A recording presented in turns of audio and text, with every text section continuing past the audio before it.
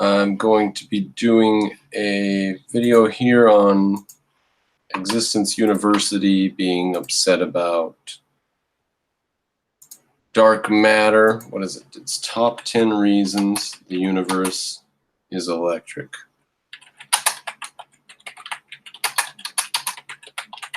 Now, I'm not going to spend too much time on it. What I want to prove here is two things. Some of the stuff that they say is interesting, and we should take care to try to possibly understand it. Some of the stuff that they say is utterly bizarre bunk. And yeah, nobody should take it seriously, and I don't know why anybody does.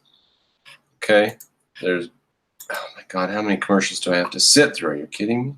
I'll probably get a damn strike for having copyrighted material. All right, so there's top 10 reason number 8, electric planetary scarring.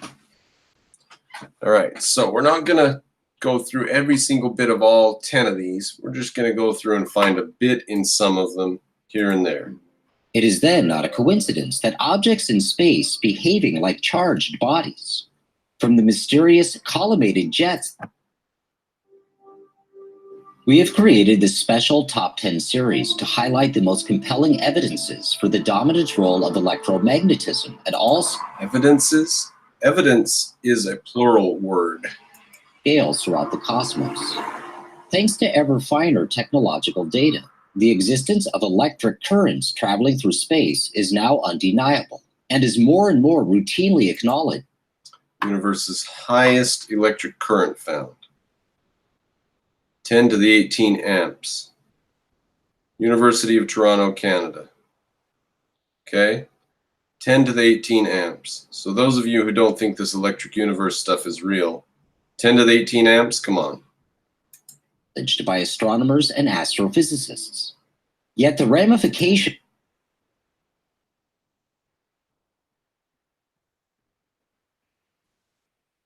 of this revelation have been slow in affecting any meaningful change in consensus scientific theory. A major obstacle is a lingering belief that science discovery has emphatically contradicted, that celestial objects cannot have any net charge separation. It is then not a coincidence that objects in space behaving like charged bodies, from the mysterious collimated jets of comets, to the spectacular sprites and elves seen on our own planet's upper atmosphere, to the catastrophic electrical discharges focused on stars producing supernova explosions. Now, there's something I meant to mention in the hangout the other night when this came up. There are these supernova that keep on exploding again and again and again. And if we understand that there's an electrical current going in there or being generated somewhere, and this is an electrical phenomenon, then it makes sense. But if we understand it as a nuclear phenomenon, it hadn't ought to keep exploding like that. And you see here the rings of various explosions. If this were one of them, that would be one, and this would be one, or whatever. And these are very great distances apart in the actual pictures of real explosions of supernova. And it's coughing and throwing off its layers of gas as it convulses, you can say, but it just does not fit with our model of what supernova are supposed to do. They're supposed to explode. They're not supposed to do massive, ongoing coughing, hiccuping, push. This could be explained with an electrical phenomenon, but not just with gravity. To extragalactic jets traveling at nearly the speed of light. Look, I mean, that's insanely long. Brownian motion would dissipate that. Over 1 million. So it's not a question of whether or not there are great, extraordinary, very, very powerful electrical phenomenon in the universe. That is not a question. Light years or more. Today, we will explore why the high-energy electrical scarring of bodies in our solar system is the 8th of 10 reasons why the universe is electric. The electrical scarring of planets and moons. The myth of a solar system that has remained unchanged since its hypothetical formation 4.5 billion years ago has now crumbled. As we've reported in many episodes in recent years, the standard theory of planets and stars forming in a nebular cloud from gravitational collapse and accretion finds no support in the thousands of exoplanetary systems discovered to date. As astronomer Gregory Lawford told the journal Nature. See, this seems weird to me because we've seen planetary disks with one little planet eking out its area. So in 2014, using our solar system as a model has, quote, led to no success in extrapolating what's out there. So different as our solar, told the journal. Thousands of star systems wildly different from our own. Oh, okay.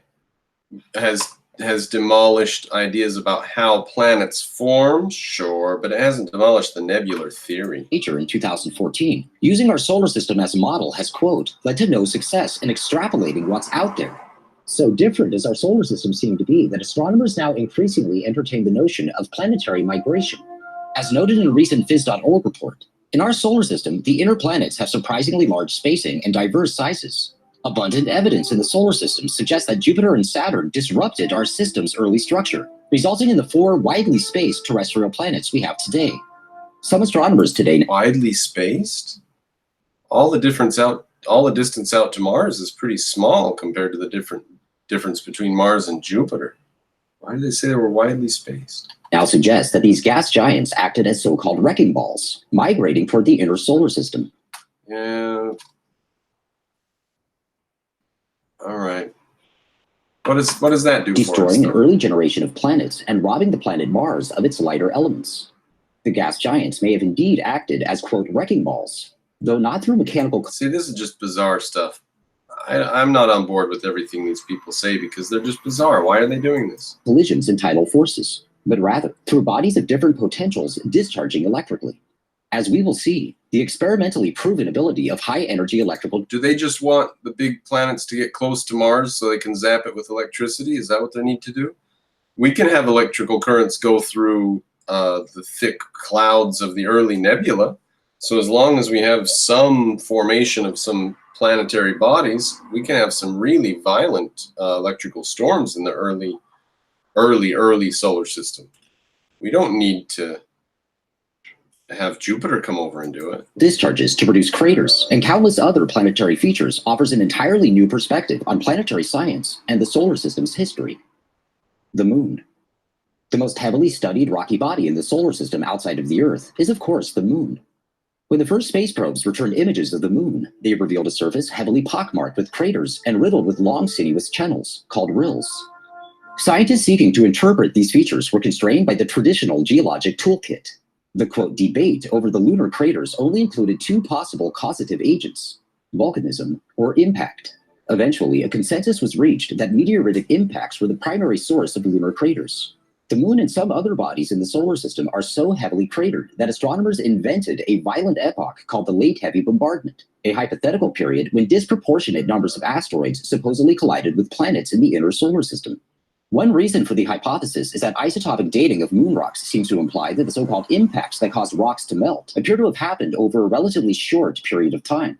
But like countless other discoveries, the simultaneous appearance of many lunar craters is consistent with the electric discharge hypothesis. Far from popular consideration, well before the first man walked on the moon, the amateur astronomer Brian J. Ford published his laboratory experiments suggesting that craters on the moon were carved by cosmic lightning bolts.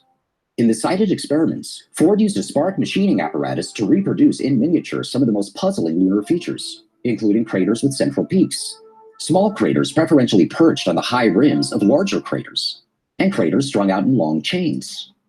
Ford also observed that the ratio of large to small craters... Now, the long chains are pretty easy to get without electricity. Craters preferentially perched on the outer edge of other craters, that we would have to have some sort of electrical phenomenon to do that, wouldn't we? The high rims of larger craters, and craters strung out in long chains. That we can do with a comet that comes apart, and there's one bit that hits, there's another, there's another, there's another, there's another. We can just do that with a strung out comet, a comet that got destroyed when it went past the sun or whatever and was in a lot of pieces, just like the one that hit Jupiter way back in the day, or hit Saturn, whichever it hit. Ford also observed that the ratio of large hit Saturn, didn't it? Because the Great Red Spot. To small craters on the moon matched the ratio seen in electrical arcing. The craters we observe on the moon emphasize the need for radically new theoretical pathways in planetary science. One mystery that the impact hypothesis will never explain is the extreme circularity of the vast majority of lunar craters. Experiments with impacts have long shown that in order to produce a highly circular crater, an object typically must strike the surface from directly above. The aforementioned Brian Ford noted that over 90% of... I have to say, I'm not familiar with that finding. I thought that NASA dropped a bunch of stuff into different material from different angles and different speeds and found out that it virtually always makes the same shape. That was my recollection. Perhaps I'm wrong on that. Circular craters on the moon could not have been produced by side-swiping impacts. As on other rocky bodies, we see countless cleanly cut craters with no ejecta on the crater floors. Electrical engineer Ralph Jurgens, an early proponent of electrical planetary scarring, wrote of this phenomenon. Explaining a crater floor of bare, once molten rock in terms of the conventional impact theory is a little difficult. One must resort to ad hoc theorizing to the effect that something, perhaps the shock of the postulated impact explosion, melted a considerable volume of rock at some depth, and that following the explosion, this material welled up to engulf the crater floor and flow around obstructions encountered there. Otherwise, debris from the explosion itself could be expected to clutter the crater floor. Impact theory offers no reason, however, to expect such a sequence of events, and nothing in terrestrial experience with crater-producing explosions supports the idea. All right. Now, if you didn't catch that, then rewind it, because that bit right there was important. All right? You would expect there to be some material left over. How is it that they are flat craters, flat-bottomed craters? Now, if those are produced by electrical storms from the very beginning of the universe, or pardon me, the very beginning of the solar system, then we have no problem understanding why it looks as though the bottom of the crater has been melted liquid and just turned into a flat pan. Because it was. Brian Ford noted that over 90% of circular craters on the moon could not be a lunar surface explosion. The long-distance flow of current would persist beyond the instant of any initial touchdown explosion, and ejecta that chanced to fall back into the crater thus produced could be swept away or melted in place. Jurgens also published a groundbreaking analysis of the sinuous rills on the lunar surface. A sinuous rill is a long, winding valley, usually with steep walls, and often emerging from a crater, which can be found on the moon at many scales. Prior to the Apollo missions, astronomers' early hypotheses suggested that the rills were, quote, cracks on the moon's surface. They're not cracks. That looks for the life of me like it could be a crack, doesn't it? But they're not cracks, and they're not lava tunnels. If they were lava tunnels, then they should have jagged edges, for one thing, not such straight edge. Why are those edges so straight? And if they're lava tunnels, there should be debris in the bottom from the collapsed lava. And why are they completely and utterly, totally collapsed? That's crazy. Later guesses included flowing water, until scientists settled on flowing lava as the agent. Today, the accepted theory is that the moon's sinuous rills were created either by lava flowing across the surface or beneath the ground to form a... If it were lava, it ought to look a bit like lava flows elsewhere that we've seen, right? Why is it so strange then? Quote, lava tube, portions of which eventually collapsed. Jurgens compared the respective point-by-point requirements of various competing theories versus the actual observed characteristics of the rills. Unlike All right, now this is where you might say this stuff is mumbo-jumbo. I don't know why they do this stuff. Planetary scientists, Jurgens included among the possible agents high-energy electrical discharge. On every evidentiary point, the electrical discharge hypothesis is either permissible or predictable. So this is the electrical. It gets all A's. None of the other theories are able to cover it. So I don't know. Maybe this is useful. I guess that's Unlike sound, every competing hypothesis, in not a single instance does the evidence preclude electrical discharge. I just get worried. I don't know. What's the X, C, B, A, 0? What are all those things mean? Symbols. Oh, it says down below. Okay. I shouldn't be too worried about it. They're just showing this thing. Charge as the cause of the rills. Prior to Jurgen's investigation, several scientists had noted that flowing liquids, whether water or lava, could not have caused the observed features of the lunar rills, including the strings of craters along the rill's floors. Now, if that's an electrical discharge, then that's just exactly what happens. That's what's happened when you're welding. Spatter, spatter, blat, blat, spatter, spatter, blat, blat. Zzz, bzz. So that makes sense. We can make perfect sense of it with electricity. These points are dramatically emphasized when we examine the moon's famous Hadley rill. Today, planetary scientists agree that the rill is a, quote, collapsed lava tube. However, the rill does not match the required characteristics of lava tubes on numerous points. Most importantly, the collapsed areas of a lava tube will be rubble-filled depressions. High-resolution images of the rill reveal no rubble and no collapsed tubes. It is simply an empty, sharply cut channel, which matches the expected characteristics of a, quote, electrical breakdown. That was caused by lightning.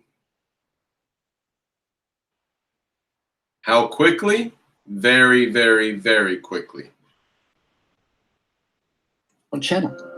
Perhaps the greatest problem for the volcanic hypothesis of that is caused by lava. It flows more like a river than it should look like an electrical discharge, the result of an electrical discharge. Note the rough edges there. The lunar rills is their tremendous length. On our own planet, the longest lava tube reaches only 65 kilometers. That is about half the length of Hadley Rill, which is 130 kilometers. However, the exact... It's enormously long. That's fine. That's not an argument against a long lava tube. But what about the sharp edges and no debris?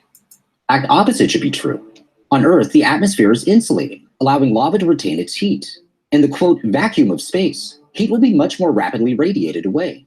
On our own planet, as lava flows over distances no more than tens of kilometers, the cooling at the surface causes a, quote, roof to form. It may then continue to flow as a tube beneath the surface. Right, so there's pretty good reason to think that lava tube couldn't be a lava tube. It shouldn't be that long. The lava would lose its heat much faster on the moon than on the Earth, etc. But, just make up something where that's not true, like the sun was shining directly on it that day when the lava was coming out. And the sun helped heat it up and keep it warm. So we can do something and defeat this. And we can have our lava do the long lava tube. But there should be jagged edges and rubble in the bottom. And there's not. Surface. That is the only way the lava tubes can achieve even their modest lengths. Consider then the most prominent lunar rill, called Schroeders Valley, 185 kilometers long and up to 10 kilometers wide, with its depth at points reaching up to 1,300 meters. Flowing lava eating away surface material to cut a deep channel would have to show up somewhere. We should see either breaches in the deep walls, or evidence of abundant outflow. Instead, the channel simply dwindles until it disappears. Curiously, the flow of rills on the moon and other worlds isn't limited to downhill, like lava and water-carved channels on Earth. All fluid erosion theories for Schroeders Valley have chosen to ignore that the apparent mouth of the, quote, stream is on high ground, and the narrowest part of the channel is on low ground. We also... That runs exactly backwards. Now, if a discharge started right there and then went down, that would make sense. What's the source? Something's being poured in there. Looks like a child has poured stuff in there. That the shape of this is wrong. It would not erode in that way. Did you know that rivers have they do an S curve that is proportional to the width of the river? So the length of the S curve is proportional to the width of the river. So that it's fractal, that's the word I'm looking for. Any given section of any given river is essentially identical to any given section of any given stream or whatever. Essentially, they don't behave in different ways. But anyways, this is not water erosion. What would that be? A really hard rock right there that it had to go around? That would be a low spot. So we start with a whole bunch of stuff. Now, you know, if it's electrical, it totally makes sense. That within Schroeders Valley is channels on Earth. All fluid erosion theories for Schroeders Valley have chosen to ignore that the apparent mouth of the, quote, stream is on high ground, and the narrowest part of the channel is on low ground. Now, on Earth, the stream would start there and build and build and build and build and build and build and whoop, and hit into a hill. So that stream is backwards. Okay? What are we, maybe we had a lake there with water in it, but then this wouldn't be, this would look more like water running, and it doesn't. It doesn't form a channel like water running.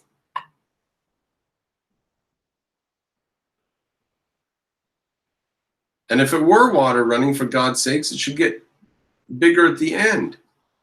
If it has power to do this, then it should be able to. And where's the outflow? Where's it care? Where's the effluvia? What's out there at the end? There is nothing.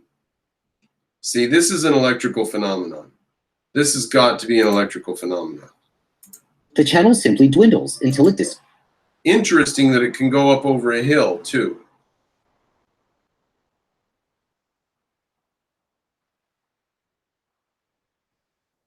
Why would it go up over a hill? Why would it start on a hill? Curiously, the flow of rills on the moon and... Look at that. There's this object, and it went over it. If that were flowing water, it would have gone around it like that. If that were flowing lava, it would have pooled up here, would have gone around it or something. Or pooled, if it were going this way, and pull up here and go around this way. This was a peak, a high point, and it's just been run right across, bzzz, like that. Other worlds isn't limited to downhill, like lava and water-carved channels on Earth. All fluid erosion theories for Schroeders Valley have chosen to ignore that the apparent mouth of the, quote, stream is on high ground, and the narrowest part of the channel is on low ground. Answer the we also stupid know phone that for a within number Schroeders I don't Valley is a much recognize. more narrow. Whenever you don't recognize a number, it's a robocall from China. Hi, we're calling about your automobile warranty. I don't have an automobile warranty. Secondary rill, whose defining feature is a chain of small craters. Look at all those little craters that were in there. Oh, come on, Edward Jones. You get those craters As we after turn the our attention fact. from the moon to narrow, secondary rill, whose defining feature is a chain of small craters. As we turn our attention from the moon to Perhaps you can get those craters after the fact, huh? the planets in the inner solar system, we will see emphatically demonstrated the failures of standard geological theory to explain the most dramatic features on planetary surfaces. Venus. Many years before the first space probe returned images of the surface of the planet Venus, one of the 20th century's great scientific heretics, Immanuel Velikovsky, made several outrageous claims about Venus. Velikovsky proposed that just a few... These guys are insanely obsessed with Venus, so that's what I'll give you. That the Venus stuff is really bizarre. In the volcanic overturning of the entire Venusian crust. The most striking features on Venus are the vast networks of filamentary scars, or what experimentalists with electrical discharge recognize as, quote, Lichtenberg patterns. In the electric universe theory, some rocky Lichtenberg patterns show up on people who are struck by lightning, too, and they're all over planets are Venus. born in the same glowing electric filaments as stars, which are seen strung like beads on a necklace in molecular clouds. Now, see, if the gas and dust is essentially connecting these systems, and there's vast amounts of electricity being produced, then you can have quite a lot of work done early in the universe with gargantuan lightning storms. Others are born by electrical fissioning of larger bodies in the process of adjusting to a suddenly changing electrical environment. Now, that, I don't know what that nonsense. Others are born. This, I think, was Velikovsky's idea that a planet just jumped out of another planet. which is the stupidest idea I've ever heard of. But that really was his idea. And the electric universe has some people in it that take that idea seriously, which is strange. I don't get it. By electrical fissioning of larger bodies. Electrical fissioning of larger bodies. What the hell is that? Process of adjusting to a suddenly changing electrical environment. So a suddenly changing electrical environment can cause a planet to pop out of a planet. That's stupid. If Venus was once an Earth-threatening comet, as ancient testimony from around the world universally claims. See, and this is another one of the problems with their nonsense. They got all this religious nonsense. They got all this stuff from ancient religions, ancient hieroglyphs, ancient cave paintings, and it's like it's a giant puzzle for them, and every single bit of this is going to fit into the puzzle somewhere. Now, as an objectivist, if I were to go out and be an anthropologist and look at some of these ancient things, I would say, oh, okay, interestingly, it seems that ancient people have seen pretty catastrophic things come from the sky. Rocks, lightning bolts, firestorms. You know, it seems like pretty interesting things have happened. Okay.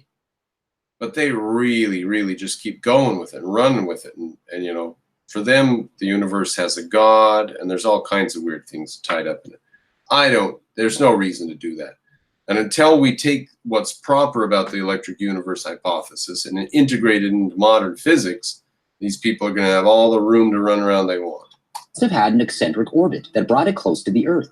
Electrical discharging would have heated the crust and created the filamentary scars stretching across the planet's surface. Yeah, we can just do that with really, really strong, powerful lightning storms in the early formation of the solar system. We don't have to have planets popping out of other planets and weird shit. Of course, it has long been shown experimentally that lightning occurring in a high-pressure gas causes... Now, they do these things where they shock a piece of glass or a piece of polyethylene or something in it. It's like freezing a lightning bolt. And that's the type of thing you're looking at there. This kind of, quote, Lichtenberg pattern. At low atmospheric pressures, cratering is more common, as seen on the Moon and the planet Mercury. Intriguingly, in 2013, science reports described the Venusian... So the Lichtenberg patterns were a result of the high atmosphere on Venus, according to what he just said. Ionosphere's interactions with the solar wind as being more typical of a comet than a planet. And like a comet, Venus has a vast tail that stretches up to millions of kilometers, sometimes touching the Earth's magnetosphere. The planet's super hot temperatures, its mysterious superrotation. All right, now what is that? That's evidence that it's a comet? The sphere's interactions with the solar wind as being more typical of a comet than a planet. That's stupid. Venus seems like a comet, not a planet. That's stupid. And like a comet, Venus has a vast tail that stretches up to millions of kilometers, sometimes touching the Earth. Comets actually have a tail. Like a comet, Venus has a vast tail. Comets really do have a tail. Okay? This is a magneto tail. Okay? That's just because of the shock of being so close to the solar wind that all this is occurring. Okay? Comets actually have a tail. All right, I'm not here to debunk the electric universe. Well, I kind of am. You know, there are some hypotheses in the electric universe that are going to have to be taken account of. Period. You guys are going to have to start taking account of 10 to the 18 volts of electricity happening in one system. What's going on with that? What could that do? I mean, for hell's sakes, that could blow a planet to pieces, couldn't it? What could a 10 to the 18 bolt do if it hit a planet? Earth's magnetosphere, the planet's super hot temperatures, its mysterious superrotation, and its extraordinarily powerful lightning are all expected in the electric universe reconstruction of Venus's recent cometary origins. Oh, see, that is just so crazy. All right, well, there's some. Planetary scientists. A great testimony to the electrical catastrophes that ravaged Mars is the more than 6 miles of crustal depth, which was mysteriously removed from the Martian northern hemisphere. Where did all this... There's no crust up there. Material go? A clue is found in the completely unexpected discovery of Martian meteorites on Earth.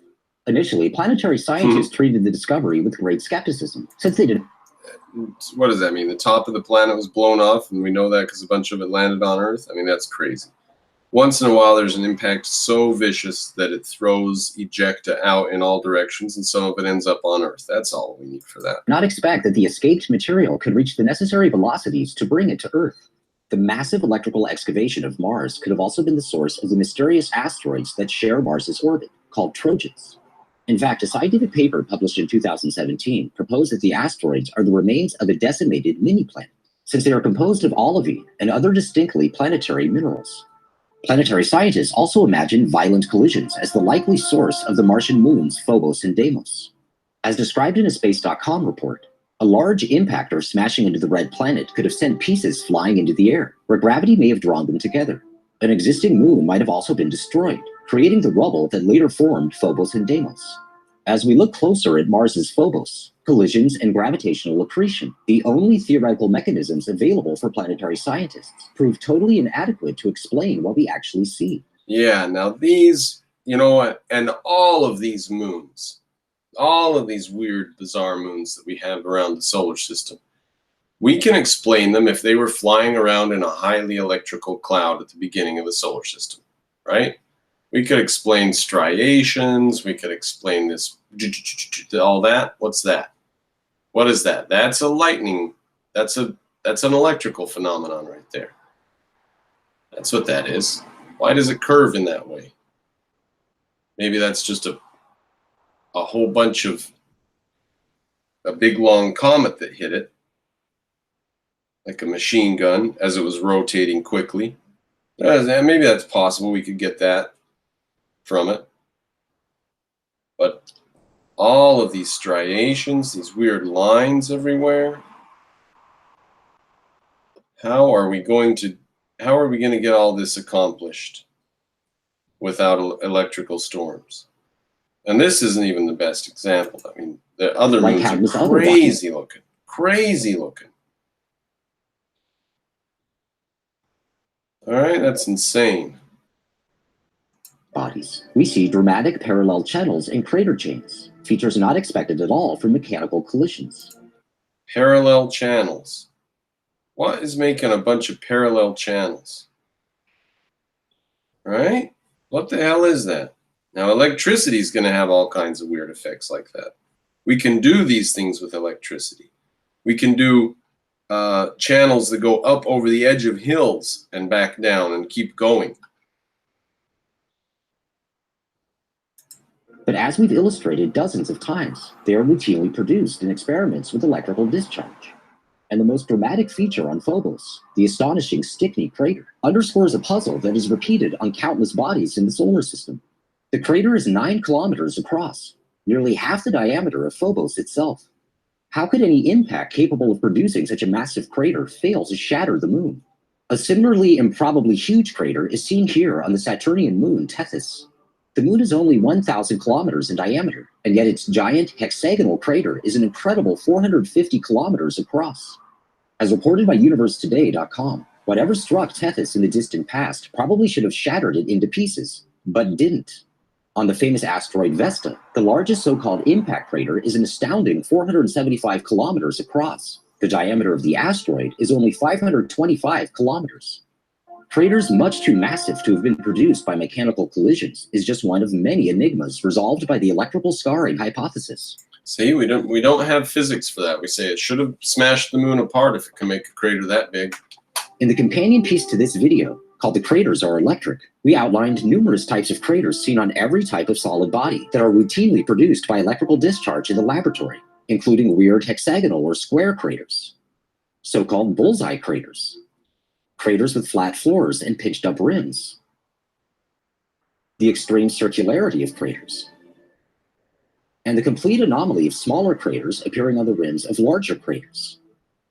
If we apply these explanations to the massively cratered surfaces of airless worlds, as seen on our moon, on the planet Mercury, on the dwarf planet Ceres, and in the outer solar system on the respective moons of the gas giants, we find a simple resolution to endless mysteries that the impact hypothesis has never explained. As the electric universe geology community continues its inevitable growth, the closer humankind comes to a reconstruction of an essential chapter of our history, a chapter of a drama not written in science textbooks, yet indelibly imprinted in every arena of human culture. A drama waiting to be remembered. All right. First is the direct line to all this.